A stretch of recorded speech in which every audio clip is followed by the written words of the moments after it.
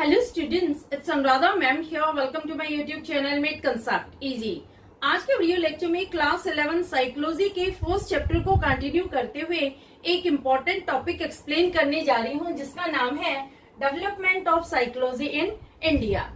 देखो, ये जो टॉपिक है आपके सीबीएसई पॉइंट ऑफ व्यू के लिए तो इम्पोर्टेंट है ही है, इसके साथ साथ ये एंट्रेंस एग्जाम, कॉम्पिटेटिव एग्जाम के लिए भी बहुत इम्पोर्टेंट है, क्योंकि एमसीक्यूज की फॉर्म में इस टॉपिक से रिलेटेड क्वेश्चंस जरूर आपके एग्जाम में पूछे जाते हैं।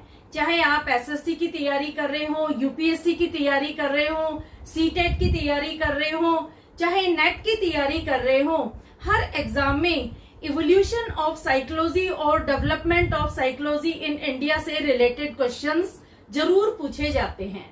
तो आज का वीडियो लेक्चर जो बच्चे 11th क्लास में पढ़ रहे हैं उनके लिए तो इम्पोर्टेंट है ही है। जो बच्चे किसी कॉम्पिटिटिव एग्जाम या एंट्रेंस एग्जाम की तैयारी कर रहे हैं उनके लिए भी बहुत इम्पोर्टेंट है, क्योंकि मैं आपको सारे की पॉइंट्स बताऊंगी, सारी डिटेल्ड इंफॉर्मेशन प्रोवाइड करूंगी कि किस तरह से साइकोलॉजी का डेवलपमेंट इंडिया में हुआ था। देखो, इंडिया की जो ट्रेडिशनल फिलोसॉफी है वो फोकस करती है मेंटल प्रोसेस पर, जिसका रिफ्लेक्शन होता है सेल्फ पर, ह्यूमन कॉन्शियसनेस पर, माइंड और बॉडी के रिलेशन पर।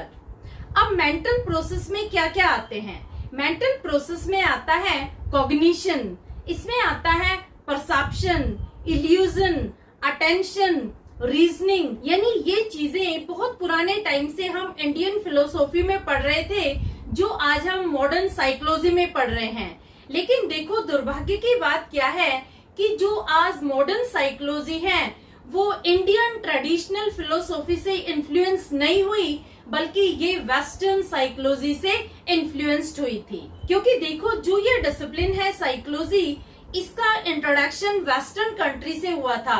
सबसे पहले लिप्जिग जर्मनी में इसकी फर्स्ट लैब एस्टेब्लिश की गई थी 1879 में विल्हम वुंड के द्वारा। तो इवोल्यूशन ऑफ साइकोलॉजी से रिलेटेड तो सारे की पॉइंट्स मैं आपको प्रीवियस वीडियो लेक्चर में एक्सप्लेन कर चुकी हूँ, आप उसे जरूर देख लेना, क्योंकि वो भी बहुत इंपॉर्टेंट टॉपिक है आपके एग्जामिनेशन पॉइंट ऑफ व्यू के लिए। आज मैं आपको डिटेल में इंफॉर्मेशन प्रोवाइड करूंगी कि किस तरह से इंडिया में साइकोलॉजी का डेवलपमेंट हुआ। देखो, department of philosophy at Calcutta university was established in 1915। जो साइकोलॉजी की रूट्स हैं वो आती है फिलोसॉफी से, क्योंकि देखो, जो मॉडर्न एरा है साइकोलॉजी का वो भी डिपार्टमेंट ऑफ फिलोसॉफी से ही स्टार्ट हुआ है। डिपार्टमेंट ऑफ फिलोसॉफी सबसे पहले एस्टेब्लिश किया गया था कैलकाटा यूनिवर्सिटी में 1915 में। ये आपको ध्यान रखना है। देखो, 1915 में कौन सा डिपार्टमेंट एस्टेब्लिश किया गया था? ये डिपार्टमेंट था डिपार्टमेंट ऑफ फिलोसॉफी। ये फिलोसॉफी का डिपार्टमेंट था, साइकोलॉजी का डिपार्टमेंट नहीं था। तो 1 मार्कर के क्वेश्चन में ये आ सकता है कि 1915 में कैलकाटा यूनिवर्सिटी में कौन सा डिपार्टमेंट सेटअप किया गया था? तो ये था डिपार्टमेंट ऑफ फिलोसॉफी। क्लियर? अब देखो, 1915 में ही first syllabus of experimental psychology was introduced. 1915 में ही जो एक्सपेरिमेंटल साइकोलॉजी का सबसे पहला सिलेबस था उसे इंट्रोड्यूस किया गया था। इसके साथ साथ first lab of psychology was established in 1915 at Calcutta university. Psychology की जो फर्स्ट लैब थी सबसे पहले कैलकाटा यूनिवर्सिटी में एस्टेब्लिश की गई थी और ईयर था 1915। तो यहाँ पर आपके 2-3 एमसीक्यूज बन सकते हैं। पहला एमसीक्यू क्या बन सकता है कि देखो, फर्स्ट लैब ऑफ साइकोलॉजी कहाँ एस्टेब्लिश की गई थी? तो ये थी कैलकाटा यूनिवर्सिटी में। दूसरा, ईयर से रिलेटेड क्वेश्चन आ सकता है कि कौन से ईयर में first lab of psychology establish की गई थी? तो ईयर था 1915। इसी तरह से एक और एमसीक्यू बन सकता है कि first syllabus of experimental psychology कब इंट्रोड्यूस किया गया था और कहाँ इंट्रोड्यूस किया गया था? तो first syllabus of experimental psychology introduce किया गया था कैलकाटा यूनिवर्सिटी में और ईयर था 1915। क्लियर? तो इस तरह से एमसीक्यूज आपके एग्जाम में पूछे जा सकते हैं या फिर इस टॉपिक से रिलेटेड 3 मार्कर भी आपके एग्जाम में आ सकता है। अब देखो, first department of psychology was established in 1916 at Calcutta university. ये बहुत इंपॉर्टेंट है, 1 मार्कर में पूछा जा सकता है कि साइकोलॉजी का फर्स्ट डिपार्टमेंट कहाँ एस्टैब्लिश हुआ था और कौन से ईयर में एस्टैब्लिश हुआ था। तो साइकोलॉजी का डिपार्टमेंट 1916 में एस्टैब्लिश हुआ था और कहाँ एस्टैब्लिश हुआ था, ये थी कैलकाटा यूनिवर्सिटी। देखो, 1916 और 1915 में यूजुअली बच्चे कंफ्यूज हो जाते हैं। बच्चे क्या करते हैं कि फर्स्ट डिपार्टमेंट ऑफ साइकोलॉजी का आंसर कर देते हैं 1915, लेकिन ये बात आप बिल्कुल क्लियर कर लेना कि 1915 में डिपार्टमेंट ऑफ फिलोसॉफी एस्टैब्लिश हुआ था, साइकोलॉजी का डिपार्टमेंट एस्टैब्लिश हुआ था 1916 में। क्लियर? ये दोनों डिफरेंशिएट आपको अच्छे से समझ में आ गए कि डिपार्टमेंट ऑफ फिलोसॉफी कब एस्टैब्लिश हुआ था, ईयर था 1915, और डिपार्टमेंट ऑफ साइकोलॉजी कब एस्टैब्लिश हुआ था, ईयर था 1916। जगह सेम थी, दोनों ही कलकत्ता यूनिवर्सिटी में एस्टैब्लिश हुए थे। क्लियर? अब देखो, अब एक क्वेश्चन और आ सकता है, another department of applied psychology was established इन 1938। अब देखो, अगर आपसे एग्जाम में अप्लाइड साइकोलॉजी के डिपार्टमेंट के बारे में बात की जाती है तो आप लिखेंगे 1938, क्योंकि अप्लाइड साइकोलॉजी का डिपार्टमेंट एस्टैब्लिश किया गया था 1938 में कैलकाटा यूनिवर्सिटी में। तो यहाँ तक आपको समझ में आ गया।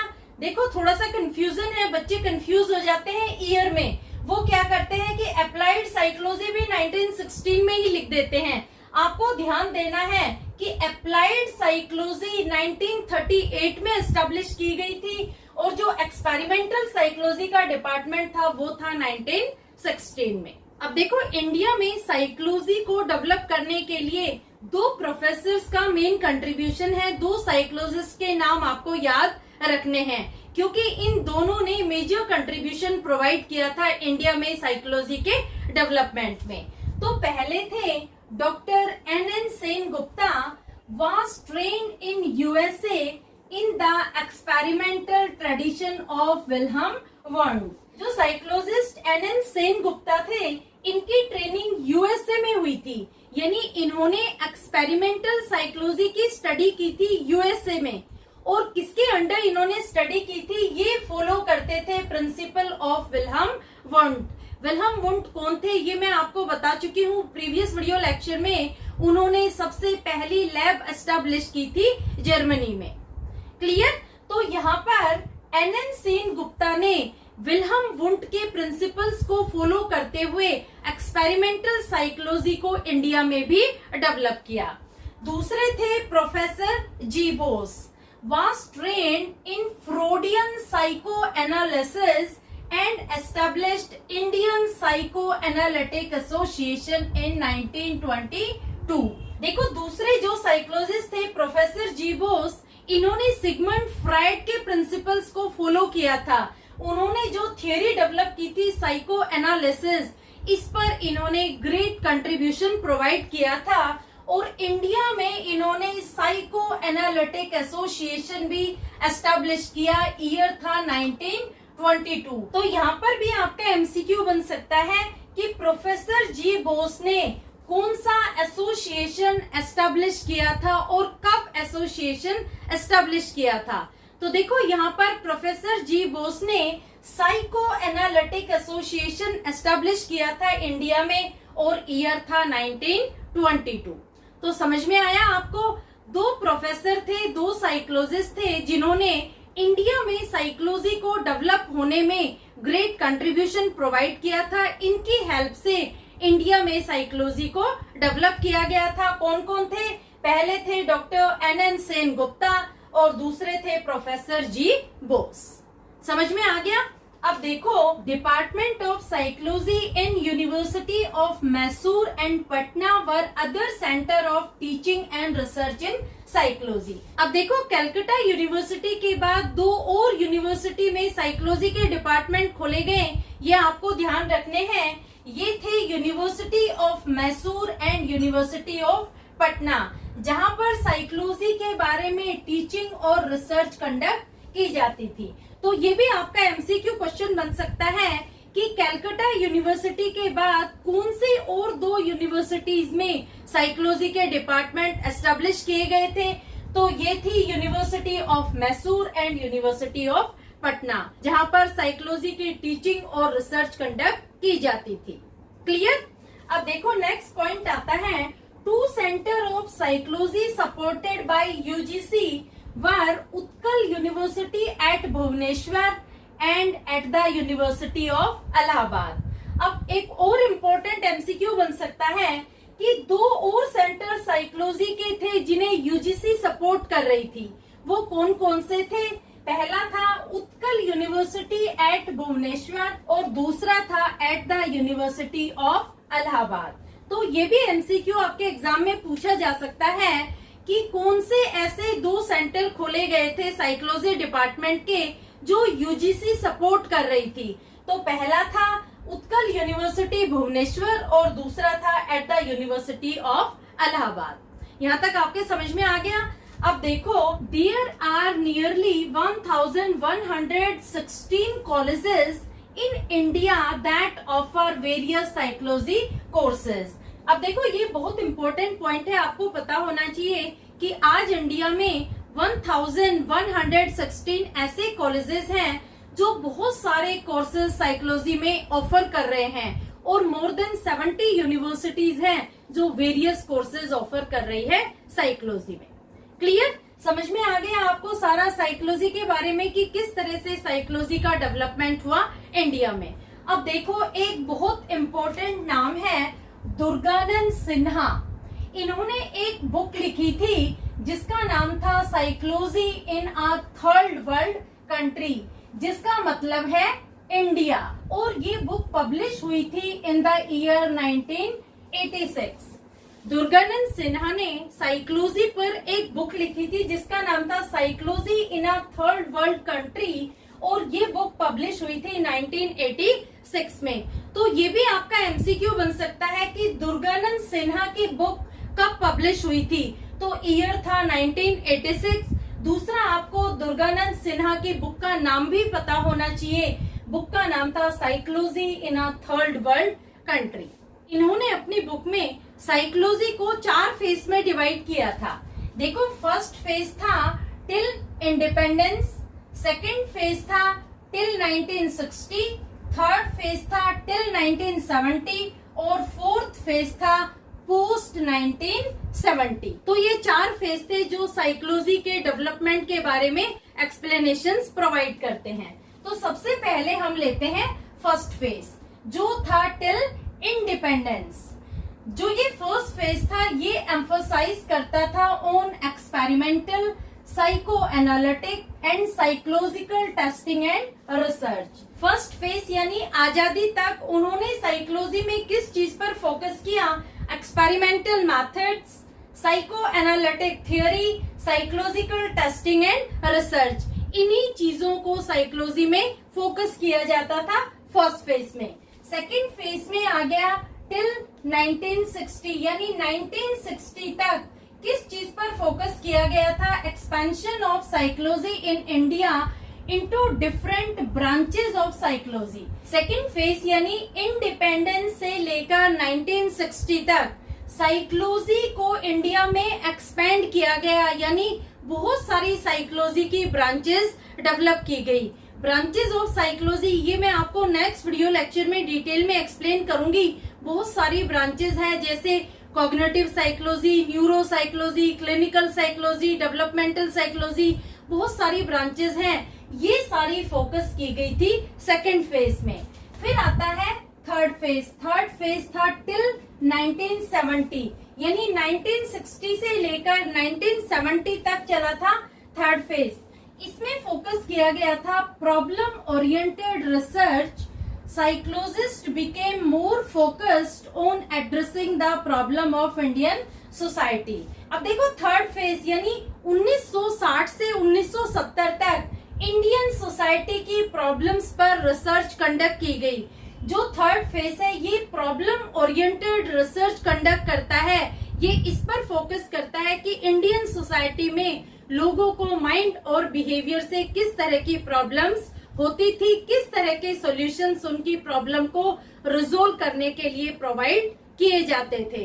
तो इस पर रिसर्च कंडक्ट की गई, इस पर टेस्टिंग कंडक्ट की गई। जो भी साइकोलॉजिस्ट थे वो बहुत ज्यादा फोकस्ड हो गए कि किस तरह से इंडियन सोसाइटी के लोगों की प्रॉब्लम को एड्रेस किया जाए, किस तरह से उनकी प्रॉब्लम को टैकल किया जाए, किस तरह से उन पर स्टडी कंडक्ट की जाए। तो थर्ड फेज तक आपको क्लियर हो गया। अब आता है फोर्थ फेज। फोर्थ फेज था पोस्ट 1970 यानी 1970 के बाद। Development in indigenous psychology which originated from Indian culture and relevant for Indian society and tradition.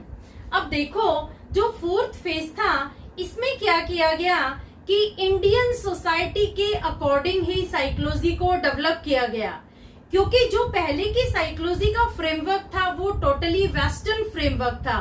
तो उस वेस्टर्न फ्रेमवर्क को चेंज करके इंडियन सोसाइटी और इंडियन ट्रेडिशन के फ्रेमवर्क को डेवलप किया गया ताकि लोगों की प्रॉब्लम को इजीली अंडरस्टैंड किया जा सके और क्योर किया जा सके। तो फोर्थ फेज में डेवलपमेंट किया गया इंडिजीनियस साइकोलॉजी। इंडिजीनियस साइकोलॉजी का मतलब हुआ psychology related to Indian society. यहाँ पर जो भी साइकोलॉजी डेवलप की गई वो इंडियन कल्चर से रिलेट करती थी, वो रेलेवेंट थी इंडियन सोसाइटी और इंडियन ट्रेडिशन के लिए। देखो जो साइकोलॉजी का इवोल्यूशन हुआ था ये वेस्टर्न कंट्री में हुआ था, और जो वेस्टर्न कंट्री के रूल्स एंड रेगुलेशंस है, वहाँ के जो मेथड्स है, जो टूल्स है, वो हर चीज वेरी करते हैं इंडियन कल्चर से। तो वेस्टर्न कल्चर को चेंज करके इंडियन कल्चर में पूरी साइकोलॉजी को कन्वर्ट किया गया ताकि इंडियन लोगों की प्रॉब्लम्स पर स्टडी कंडक्ट की जाए, उन पर एक्सपेरिमेंट्स कंडक्ट किए जाए और उनकी प्रॉब्लम्स को इजीली अंडरस्टैंड किया जाए। ये था फोर्थ फेज में। तो आपको 1 to 4 ये चारों फेज समझ में आ गए जो दुर्गानंद सिन्हा ने अपनी book psychology in a third world country में प्रोवाइड किए थे। क्लियर? होपफुली आपको अच्छे से समझ में आ गए होंगे चारों फेसेस, और पूरा टॉपिक आपको डिटेल में समझ में आ गया होगा कि किस तरह से साइकोलॉजी का डेवलपमेंट हुआ था इंडिया में। क्लियर? फिर भी अगर किसी तरह की कोई क्वेरी हो तो feel free to comment in comment box. आप मेरे चैनल को सब्सक्राइब जरूर कर लेना, क्योंकि पूरी बुक मैं आपको एज पर एनसीईआरटी डिटेल में प्रोवाइड करूंगी, और लिंक भी आप अपने फ्रेंड्स को जरूर शेयर कर देना ताकि हर बच्चे की क्वेरी क्लियर हो सके। Thank you so much.